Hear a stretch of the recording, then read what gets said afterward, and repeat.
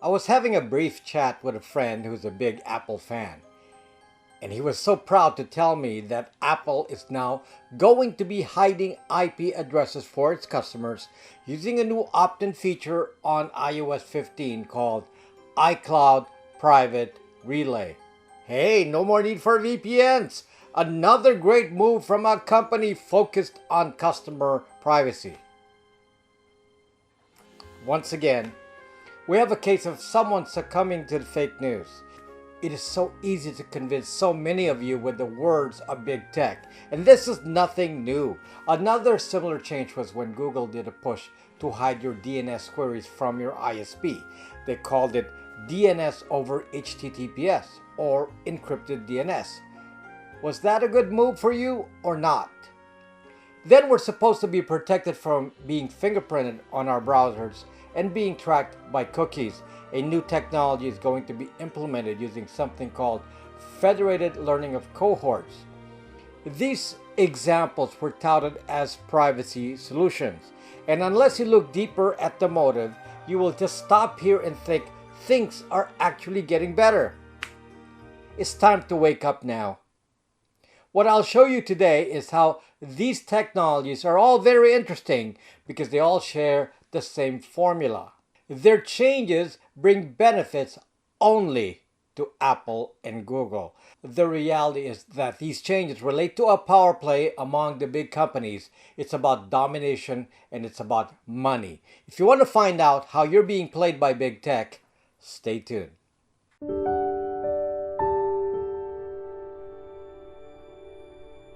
I'm on the platform Odyssey.com, and I'm now one of the top creators on there. Just for insurance, in case I get deplatformed, please follow me there using the link in the description. I have a VPN service, BytzVPN. My company also sells de-Googled phones and VPN routers. These products are made to make your identity disappear on the internet, and hopefully this video will explain why these products are important. If you're interested in them, they are on my app, BraxMe. The link is in the description. There's been several changes made recently by Apple and Google that have been sold to the consumers as privacy enhancements. I will give you food for thought on what this really means. Just to focus this discussion a little bit and not to get too overbroad, I will limit my analysis to a few specific changes done by Apple and Google and see what the impact these have on different stakeholders. Stakeholders whose interest is the collection of your personal data and activities on the internet. There are basically three stakeholders in the data collection game. The first stakeholder is you, since it's your data. The second stakeholder is the operating system maker, Apple for iOS devices and Google for Android devices. They are basically the gatekeeper of your data. The third stakeholder is made up of third parties, independent companies that currently take your internet data and sell them for advertising purposes or for other tracking purposes. This third stakeholder group also includes app owners that grab your data and then sell it. The biggest of these apps is Facebook. It also includes infrastructure companies like your ISP.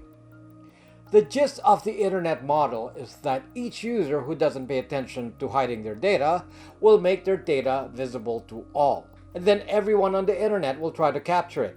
This has been the way of the internet since the beginning, like the wild, wild west. Each entity works on their own to capture as much data as they can from you. At least this is the way it was before. What has changed over the years is the power grab. Where in the past the data collection has been done by many players, today this is now consolidated in the hands of a few centralized players. Facebook, for example, controls a big chunk of the data collection on the internet for everyone with a Facebook account. Facebook is able to find out what you're doing on the internet, even outside of Facebook, using techniques like browser and device fingerprinting. Google collects a ton of data from your Android device. That should be obvious. But Google also collects data from your iOS devices, again using the same techniques that Facebook uses, which is the browser and device fingerprinting. Apple at least only collects data on Apple devices, so they're not going to affect your Android. So at least there's a single blessing in this sordid affair. But don't give them too much credit. They're not doing things for you, as you will see. In addition to the big guns, there are third-party data aggregators that manage the advertising space in various apps. These players also sell the data they get from your phone, like location data and identities. So as you quietly use your phones at gatherings instead of talking in real life, the third-party stakeholders are out there trying to take as much data as they can from you so they can make money from what they know about you. Google and Apple, on the other hand, are likely upset because apps like Facebook piggyback over their infrastructure and basically take their income. Let me explain just a little bit of how your data makes any sense for tracking purposes. The main way you are tracked on the internet is via your IP address, which is unique to your device at any given moment on the internet. IP addresses may change though. If you're on the cell network, changing locations will result in a change of your IP address. But if you're home using your Wi-Fi, then your IP address is fixed, and this is where you're most vulnerable. Your home IP address is a very long-term and stable identifier. It will be possible to track what anyone in your household has done on the internet on this IP address. Your phones also have many tracking identifiers. iOS phones have a unique Apple IDFA, Identifier for Advertisers, which apps can capture, and this is a unique signature of your phone. Google has their version of this ID called the GAID, or Google Advertising ID, again a unique identifier of your device. So whatever app you're on, it is possible to match what you do on multiple apps if those apps report your advertising ID. Apps with ads will be able to collect that IDFA or GAID and use it to match it to your behavior. Your behavior includes locations and interactions on groups of apps, browser clicks, websites you visit, and so on. At some point, behaviors are so specific it can pinpoint financial status, political affiliations, health conditions, and social behavior. And these behavior profiles are stored with known identifiers. Additional identifiers are stored on your device in the form of cookies on the browser. Many apps, by the way, have a browser window, so the browser is everywhere, in more places than just clicking on Safari and Chrome itself. There's a special technique used to identify you and your activities on the phone beyond the easily acquired IDFA or GAID fingerprint. It is called browser fingerprinting or device fingerprinting. In the past, apps pulled data like the IMEI of the device, which is the cell phone identifier of the phone. Apps like Facebook went even further and started tracking the network around the phones using technologies like ARP, Address Resolution Protocol, and this allowed Facebook to snoop for MAC addresses of the device and devices near you. A MAC address is like a serial number of your device. They are unique. Like I said, it's a bit like the Wild Wild West with a data collection, and it is a very intense shootout to get your data at all costs. Now recently, Apple and Google have begun to make changes that deny data to third parties. There have been many changes, but I will lay out the progression. First, Google decided to promote something called private DNS, or otherwise known as DNS over HTTPS, with the abbreviation DOH. DNS is the domain name service. Every time you search for a domain like youtube.com, the actual IP address has to be resolved since we actually address things on the internet using an IP address. So having a domain address is not enough. To handle this, your ISP provides domain name servers which get their information from other servers that propagate the domain names and their matching IP addresses all over the internet. The problem, as known to many, is that your DNS queries are sent unencrypted. So your ISP could track your IP address and find out the domains you visited since they typically supply the DNS servers by default. Beyond the encryption problem, I think Google could see that they're creating another data collection monster in the form of the ISP. By giving the ISP access to DNS data, they would be a data competitor and could then compete with Google.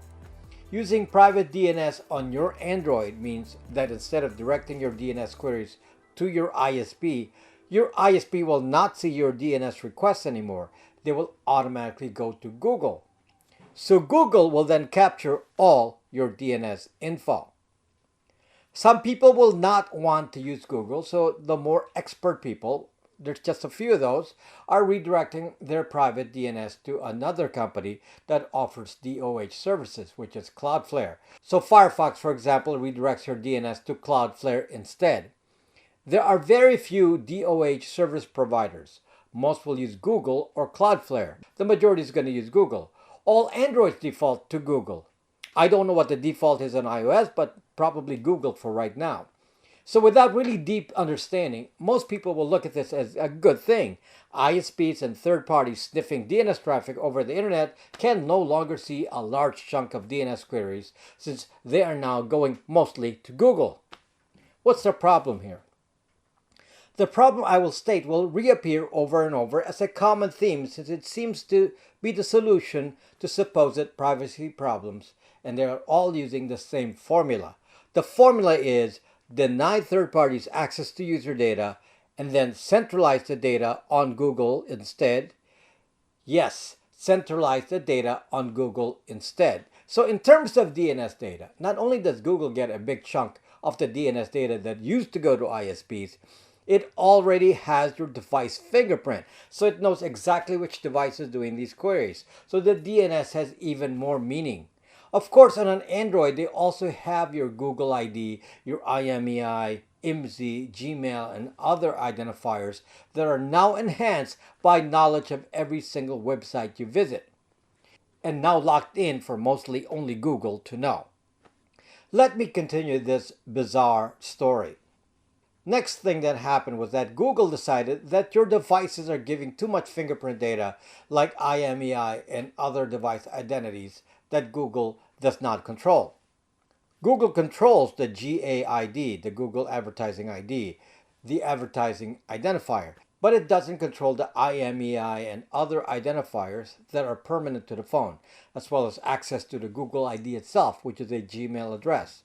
So they changed this. In Android 10, they locked down third-party access to device identifiers, once again touted as something for your security. Except Google runs the OS and has access to every single identifier, like your Google ID, IMEI, IMSI, and your phone number, and so on. Again, consistent with the behavior of denying access to third parties, but never limiting itself.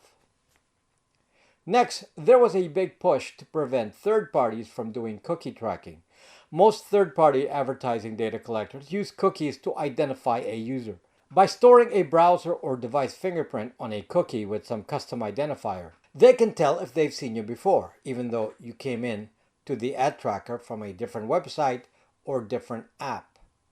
Basically, it is a cross-site tracker, or nowadays many people in cybersecurity just call these trackers. So techniques were applied to browsers like Brave, Firefox, and Safari to limit the ability to do trackers. Google, by the way, did not participate in this with Chrome initially. The next thing that happened was that Apple started putting limits on the IDFA, the iOS Advertising Identifier. Now you must opt in for it on each app. I think this was put in place since some version of iOS 14. Facebook was again one of the heavily affected apps here since they are one of the biggest cross-site trackers. The other big cross-site tracker is Google. So Apple's move, though not directly stopping device fingerprinting, makes it so that most people will not want to opt in. Except again, the effect of this is not as you think. Nothing stops Apple from continuing to track behavior using your Apple ID. This just affects third parties. The same consistent story: deny access to third parties, centralize the data, but never limit itself.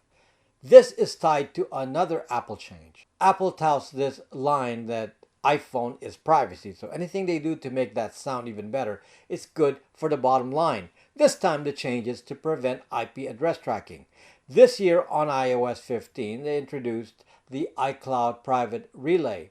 If you enable this, then in theory, your IP address will be obfuscated and it will be like you used a VPN, except that it is free and that Apple will provide the service for you. Once again, a change that appears on the surface to be good.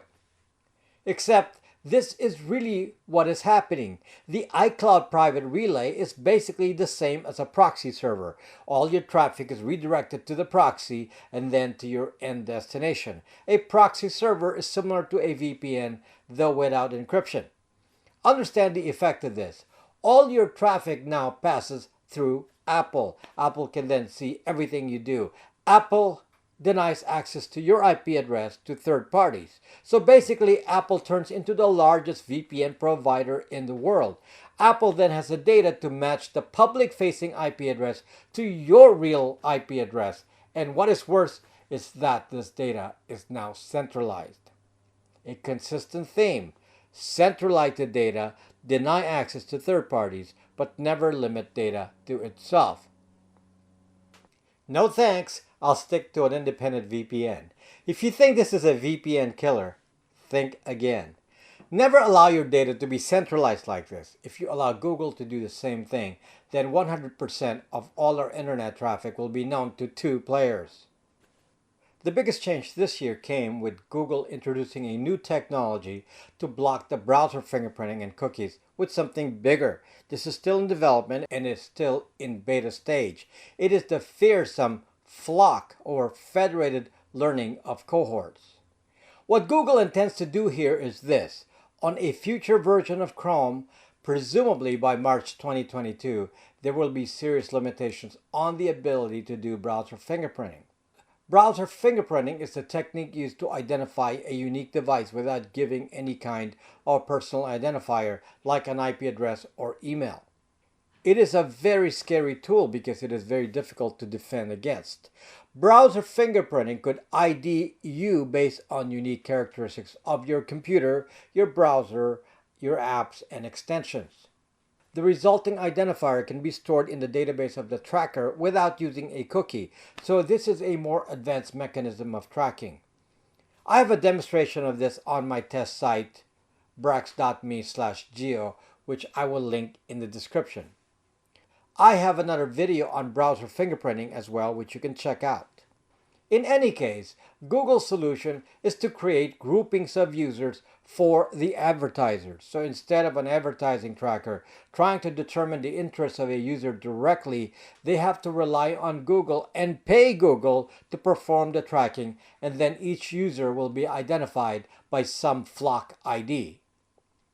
If you want a clear picture of what I mean here, it means that if you voted left versus right, you will be classified in different cohorts with a different FLOC ID. If you're making an income at a certain range, you will have another FLOC ID, which will be different for everyone with a different income level. If you're constantly doing searches on specific types of cancer, you will have another FLOC ID. If you're intent on watching videos on conspiracy theories, you will have another FLOC ID.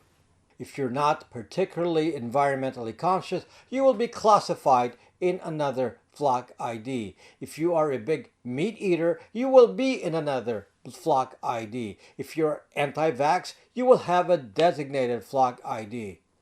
So every kind of classification based on what Google knows about you will cause you to be sub-identified into a profile that I expect will be so fine that Google will be able to classify you for the thought police. And that was already discussed in another video, so I won't belabor that. But what is consistent here is that the theme of behavior is the same as everything else. Deny tracking and profiling capability to third parties, centralize the tracking data, and never limit itself. The big picture here is that though these moves are touted as tools to enhance your privacy, there are actually ways for Apple and Google to consolidate the information gathering, deny access to the competition, have more control of centralized data. This is not about your privacy. This is about power and money. One of the biggest effects of these changes, by the way, is to limit the ability of Facebook to eat into the profits of Google and Apple. Facebook will be forced to focus more inwardly for sources of data about its users, which is already extremely intensive. But Zuckerberg was very greedy. He looked to get information in every way possible and wanted to take advantage of anything he could collect. These changes ensure that Facebook will have to get most of its data from Facebook. Google will keep most of its data away from Facebook. Apple will keep most of its data away from Facebook and from Google.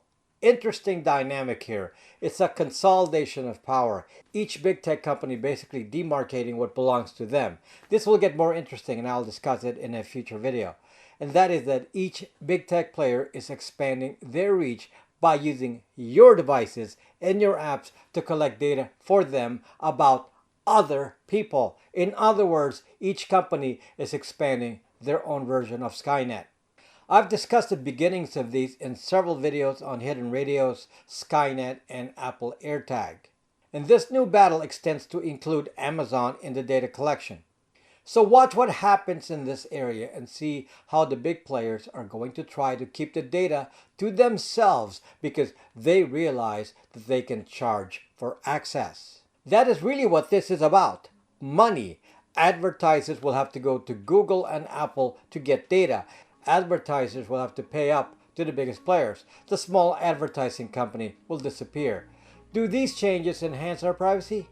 Hell no. I just want to make this absolutely clear. Centralization is the bane of privacy. The mere fact that centralization will increase will put us at more risk. Centralization will also be excellent for three-letter agencies that want access to this data. More government contracts, more money.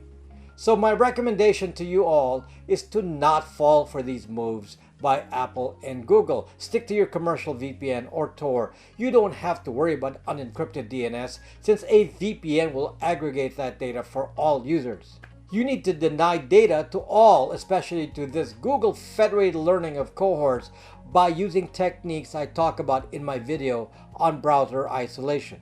We need to continue to give them this information to make the data useless. We need to use the Google phones to remove our identities. Removing an identity takes the value away from the data. Nothing has really changed. The approaches for our defense remain the same for now. I hope you found my videos of value. If you do, please hit that subscribe button and the notification bell so you can get more of this content. You can support the cause by joining us on Patreon or checking out our VPN and the Google phones in my store. Thank you for watching.